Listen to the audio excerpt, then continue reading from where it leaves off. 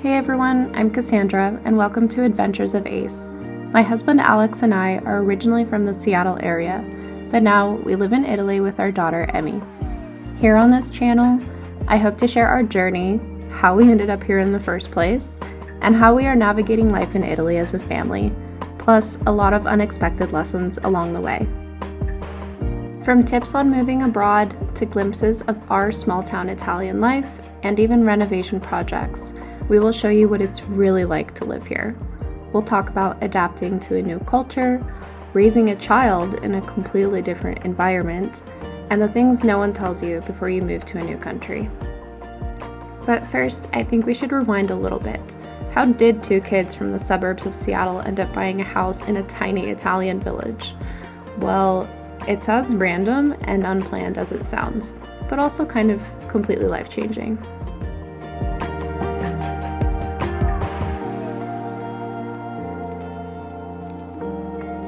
Alex and I were your typical 20-somethings living in the US. We had jobs, a routine, overall a pretty standard normal life. Moving abroad, let alone to Italy, was never part of this grand planned goal of ours. I don't think we ever intended it to unfold the way it did, and it wasn't even something that we talked about while we were living in Seattle.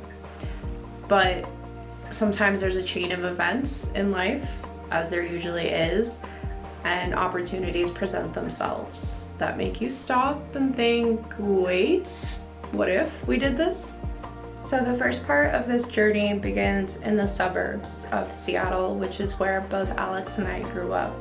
We were not raised or born in the city. Or for anyone who has grown up in a suburb, you can understand that the view more or less stays pretty consistent.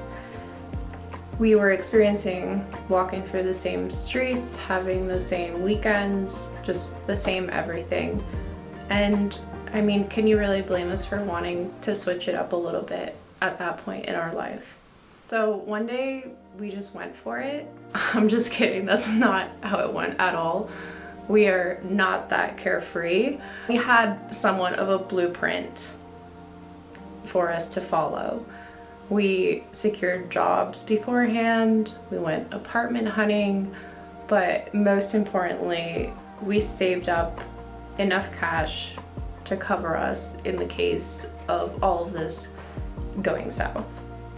After that plan was in place, that's when we hopped in the car, packed everything we owned or deemed valuable enough for us to bring along with us, including our dog, which was the most important, and we drove across the country to try life in New York City. As stereotypical as it sounds, that's where we wanted to go. So we land in New York City, and of course there is this period of adjustment. Spoiler alert, New York City is no joke, but at the same time, for anyone listening to this that has always dreamed of going to New York, just do it.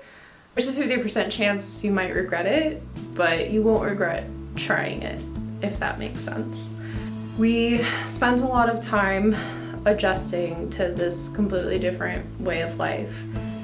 We were kids from the suburbs, and Seattle is nothing compared to New York. So it really was a big turning point for us, just as developing adults. Still at that point, I don't believe that you're really truly an adult until maybe late 20s. So we're living in this small apartment, which, okay, they're all small in New York, and trying to survive in one of the busiest cities in the world. And it was so overwhelming, at times just so challenging that we didn't think that we could come through, but we did. And it was incredible. We fell in love with that energy and that chaos and the feeling that you get from being in New York City that makes you feel like anything is possible. It sounds so cliche. I hate listening to myself say that, but it really is true, because that catapulted us to feel like we can do this anywhere in the world. after we found success in New York City, that gave us so much confidence that we managed this great feat all on our own. For a while, we thought New York City was going to be it for us. There was no way in hell that we could transition back to Seattle after experiencing New York. I'm not really sure what we were thinking in terms of home prices in New York. I don't think we were thinking about that at all, but we loved it so much. We were so proud of our new thriving life that we created for ourselves in New York that we could see ourselves there for the long haul. But that's not where the story ends, because otherwise there wouldn't be a story. We traveled a lot while we lived in New York, and that was one of the great things because there were so many cheap flights over to Europe. So during one of these trips to Europe, we went to Spain and we road trip throughout the country. One of the stops was Sevilla. That city just hit different. The vibe, the people, it felt so full of life there, and it was a different kind of energy. Yes, New York is lively and there are lively cities in the US, but this was my first time really experiencing a different kind of liveliness that wasn't just about hustle culture, which New York is very heavy on, as you can imagine. And the type of liveliness that I found in Sevilla and other Spanish cities that we went to was more about life itself, okay? Not work lively. That was the first vivid moment I remember thinking, could I live here? Could I live in a city in Europe? Not necessarily Spain, didn't have to be Spain, but could I see myself living outside of the US? And just being in Sevilla, it made me realize that the answer is yes. So after that trip, our curiosity was tickled once again. Once I kind of got that idea into my head that I could really envision myself living in this city, I couldn't shake it. And it was an idea that just kept growing and growing, obviously did not stop, and really resulted in me getting serious about the idea of moving. So instead of daydreaming, I started to get a little bit more practical about it. Obviously, the first thing that came to mind was money. If we're going to live somewhere abroad, are we going to have jobs? Eventually, we took another leap. We sold or gave away everything, packed a few bags again, shipped our dog this time, and moved to Europe, starting in the Czech Republic, where my family is from. Living in Europe felt like hitting the jackpot. The freedom to explore was unreal. One week we'd be swimming in the Adriatic, the next we'd be strolling through the Alps. It was an absolute dream, and yes, I know how fortunate we are to have experienced it. But as incredible as it was, we knew it wasn't our forever, and that feeling got even stronger when we found out we were having a daughter. We wanted something that felt a little more stable, a little more like home for her. So one night or morning, I don't know, we were so sleep deprived at this point, we stumbled across a couple of real estate agent companies that were marketing cheap homes. They weren't all cheap, but the ones we were looking at were cheap homes in Italy. The more we looked, the more we thought to ourselves, is this actually possible? Is this a real thing that people do? Is this something that we could do? Because when you're just browsing online, you don't really know if there's any truth behind it, right? We were living in the Czech Republic at this time, and we've traveled to Italy before, so it wasn't that far, and we figured that if there's any time to do this in person, it was now. Like, we're physically here, let's go see the houses now. So we get in the car, we plan a lot of showings with different agents. We took our toddler with us at the time, our dog, and our goal was really to just see if this was a plausible and real option for us. I do have to say that there are a lot of people out there that might go house shopping in Italy online, and it's worked out for some people that we know, but I don't recommend it, especially if you're the type of person that needs to see things in person and, more importantly, feel things in person. So it was really interesting to go through all these different towns and villages and see these houses in person. And each of them might look, really similar, but they each felt very different.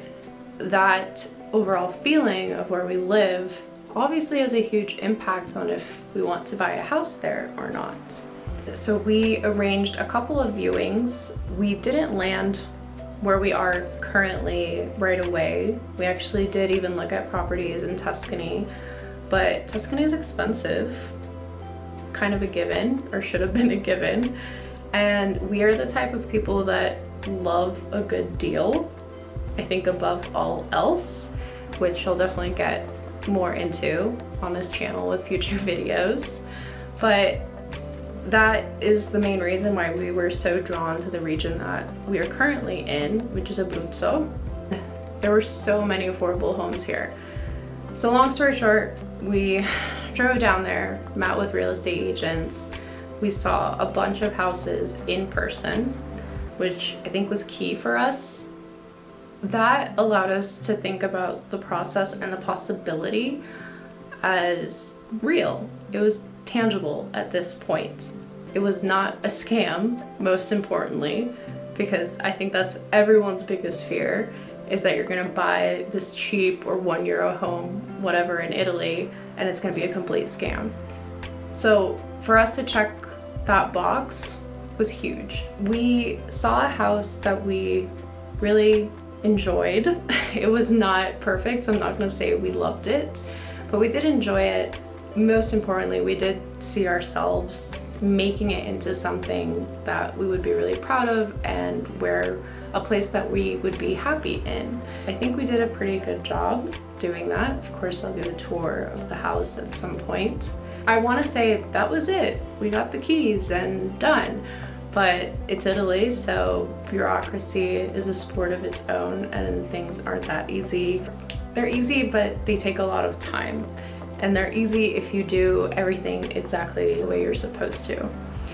So after a few months, we did get the keys, we got the deed to the house, and at that point, that was it. We owned this house, paid in cash, no mortgage, owned our house outright with no strings attached. Like, that's pretty wild to think about. When people find out that we moved to Italy, they often assume that we are in Rome, Milan, Florence, just one of these big destinations. But nope, quite the opposite. We live in a tiny town where life is slow, conversations are long, and absolutely nothing happens on Sundays. It's not always a Pinterest perfect dream. There's culture shock, naturally. There's bureaucracy that makes you want to scream, and we're still figuring these things out every single day.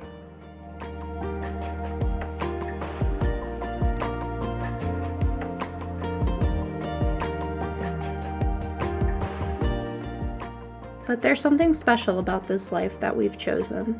The way people take their time, the way meals are an event, not just something to check off a to-do list, the way community actually means something, and how I've finally realized what it means when people say it takes a village to raise a kid.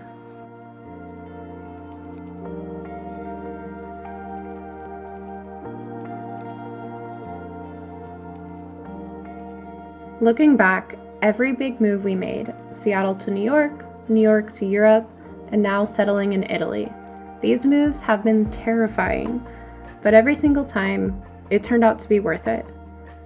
If we've learned anything, it's this: Don't let the fear of the unknown hold you back. The best things in our life so far have come from those crazy leap of faith moments.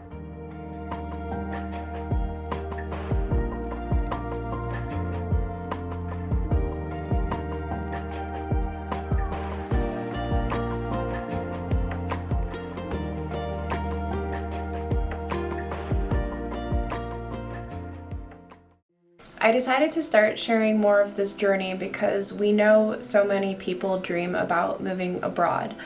Both people that we know personally, friends and family, and just chatter online. I completely understand that this dream or the idea can feel impossible, possibly overwhelming. There's so much that is unknown. My hope is that by sharing more of our own journey and experience, it'll help others feel just slightly more comfortable with possibly making that jump.